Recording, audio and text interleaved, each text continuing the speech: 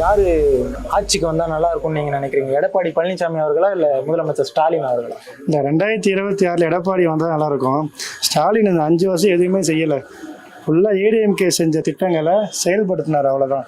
2026 எடப்பாடி பழனிசாமியும் எடப்பாடி இந்த லாஸ்ட்டாக நடந்த 5 வருஷத்தில் ஸ்டாலின் அரசு செய்கிற திட்டங்களை எதிர்த்துன்னு சொல்லியிருந்தா இருக்காரு. ஆனால் அதுக்கு அவங்க செவி சாட்சி எதுவுமே செய்யலை. இந்த மாதிரி 26 கண்டிப்பாக எடப்பாடி பழனிசாமி தான் முதலமைச்சர் ஆவார். கண்டிப்பாக எடப்பாடி தான் வருவார். இதில் மாற்று கருத்தே கிடையாது. தமிழ்நாட்டில் இப்போ இந்த 5 வருஷம் சட்டம் ஒழுங்கு சுத்தமாக சரியில்லை. அதிமுக ஆட்சியில் சட்டம் ஒழுங்கு ஃபுல்லாக காவல்துறை கட்டுப்பாட்டில் இருக்கும்.